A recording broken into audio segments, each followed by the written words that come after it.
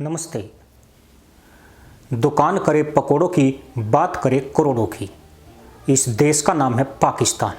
परमाणु ताकत से लैस देश बिना किसी युद्ध के सिर्फ पानी की बूंदों और अपनी तिजोरी के काले रहस्यों से तबाही की कगार पर है।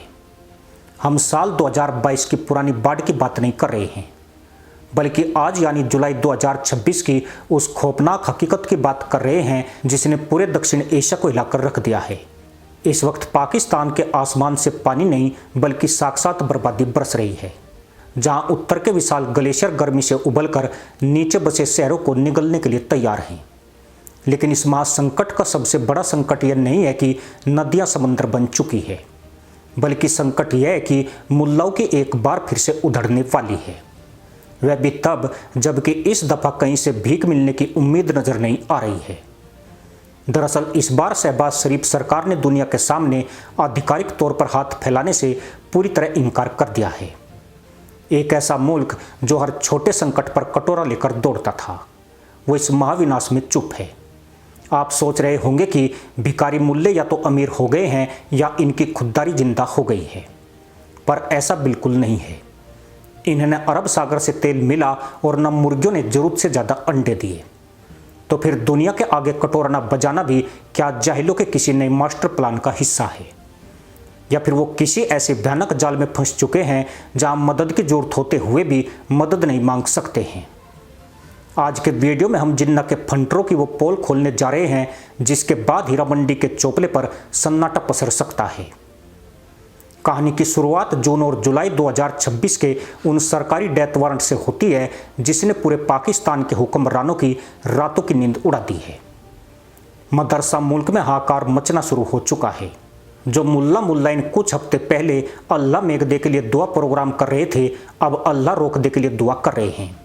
पानी पिछवाड़ों तक पहुंच चुका है, तैमन तैरकर ऊपर आ गए हैं। ऊपर से घनघोर बारिश और नीचे से नदियों नालों का सैलाब। बचने के रास्ते जरूर हैं, लेकिन खाने की मारामारी तेज हो चुकी है। लोग गुहार लगा रहे हैं, लेकिन सरकार और सेना पीओ के बलूचिस्तान में फंसी है, जहां छकड़ा और कंगाल मुल्क के खिलाफ आज़ादी का बिगुल बज रहा है। उधर पाकिस्तान का मौसम विभाग और नेशनल डिजास्टर मैनेजमेंट अथॉरिटी इस वक्त देशव्यापी रेड अलर्ट जारी कर चुके हैं, क्योंकि यह लगातार चौथा साल है जब मानसून ने अपनी मर्यादा को तार तार कर दिया है। पिछले केवल 72 घंटों के भीतर खैबर पख्तूनख्वा, सिंध और बलूचिस्तान के कई इलाकों में सामान्य से 400% से ज़्यादा बारिश दर्ज की जा चुकी है, जिससे सिंधु नदी अपने खतरे के निशान से 15 फीट ऊपर बह रही है। लेकिन इस तबाही के पीछे मौसम का एक ऐसा खौफनाक पैटर्न छिपा हुआ है जिसे वैज्ञानिक क्लाइमेट टाइम बम कह रहे हैं, क्योंकि इस साल हिंदुकुश कारकोरम रीजन के ग्लेशियर जिस रिकॉर्ड रफ्तार से पिघल रहे हैं, उसने देश की बची कुची लाइफ लाइन को भी मलबे में तब्दील कर दिया है। मगर असली ट्विस्ट पानी के इस सैलाब में नहीं है, बल्कि पाकिस्तान के उस सेंट्रल बैंक के अंदर छुपा है जहां का मंजर बाहर की बाढ़ से भी ज़्यादा डरावना है। जब आप पाकिस्तान के स्टेट बैंक की तिजोरी का दरवाजा खोलकर अंदर झांकते हैं तो वहां आंकड़ों का एक ऐसा जानलेवा मकड़जाल दिखता है जो किसी भी देश को घुटनों पर ला दे। साल 2026 के इस मध्य तक पाकिस्तान का कुल सार्वजनिक कर्ज इतिहास के सारे रिकॉर्ड तोड़ते हुए 80 लाख करोड़ पाकिस्तानी रुपए के पार पहुंच चुका है। और उससे भी बड़ा झटका यह है कि उन्हें इस साल 25 अरब डॉलर का विदेशी कर्ज चुकाना है। संयुक्त राष्ट्र विकास कार्यक्रम की एक बेहद गोपनीय रिपोर्ट लीक हुई है, जो बताती है कि पाकिस्तान से विदेशी निवेश 33% की रफ्तार से देश छोड़कर भाग रहा है, जिससे उनका विदेशी मुद्रा भंडार लगभग शून्य होने की कगार पर है। अब सोचिए, एक तरफ आपके नागरिकों के घर में पानी बह रहा हो, बच्चे दाने दाने को तरस रहे हों, और दूसरी तरफ सरकार दुनिया से $1 की भीख न मांग पा रही हो, क्योंकि IMF की सख्त शर्त है कि अगर नया अनियंत्रित फंड लिया या इसे नेशनल इमरजेंसी घोषित किया तो पूरा बेल आउट पैकेज तुरंत रद्द कर दिया जाएगा। इस पूरे आर्थिक चक्रव्यूह का सबसे गहरा सस्पेंस जून 2026 में पाकिस्तान की नेशनल असेंबली में पेश किए गए उस फिस्कल रिस्क स्टेटमेंट में दबा हुआ है जिसे सरकार ने जनता की नज़रों से छुपा कर रखा था। इस सरकारी दस्तावेज में खुद वित्त मंत्रालय ने माना है कि साल 2026-27 का पूरा बजट एक ऐसे बारूद के ढेर पर बैठा है जिसमें जरा सी भी चिंगारी लगी तो पूरा मुल्क ठप हो जाएगा। एशियाई विकास बैंक ने पहले दावा किया था कि पाकिस्तान की जीडीपी 3.5% की रफ्तार से बढ़ेगी, लेकिन इस बाढ़ ने उस खोखले दावे की धज्जियां उड़ा दी है, क्योंकि टैक्स कलेक्शन पूरी तरह जमींदोज हो चुका है। इससे भी बड़ा खतरा मध्य पूर्व में बढ़ते युद्ध के हालातों से पैदा हुआ है, जिसने कच्चे तेल की कीमतों को आसमान पर पहुंचा दिया है और पाकिस्तान सरकार जो पेट्रोलियम लेवी के नाम पर अपनी जनता का खून चूस रही थी, वो गाड़ियां रुकने और बाढ़ के कारण पूरी तरह बंद होने वाली है, जिससे इकोनॉमी का आखिरी वेंटिलेटर भी बंद होने की कगार पर है।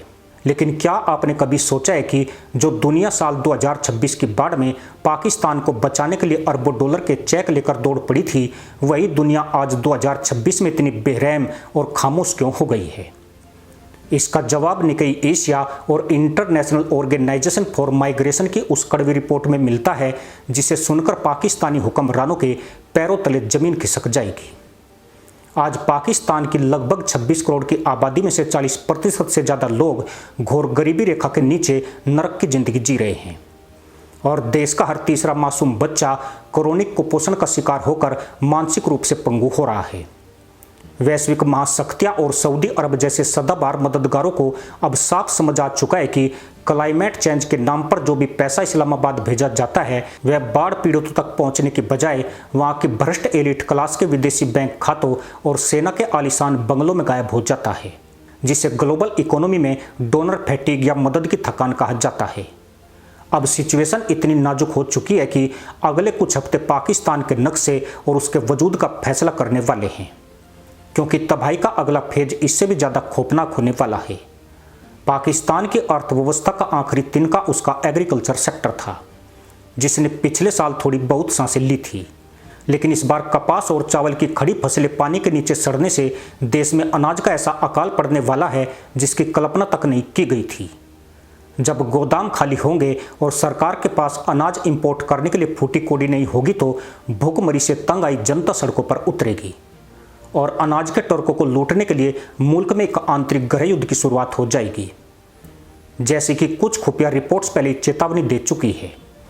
ईरान और अरब सागर में तनाव के बीच कराची पोर्ट ही पाकिस्तान की आखिरी उम्मीद बचा था, लेकिन अगर अर्बन फ्लडिंग ने कराची को भी डुबो दिया तो यह लाइफलाइन हमेशा के लिए कट जाएगी और इतिहास के पन्नों में एक परमाणु संपन्न देश हमेशा के लिए एक फेल्ड स्टेट बनकर रह जाएगा।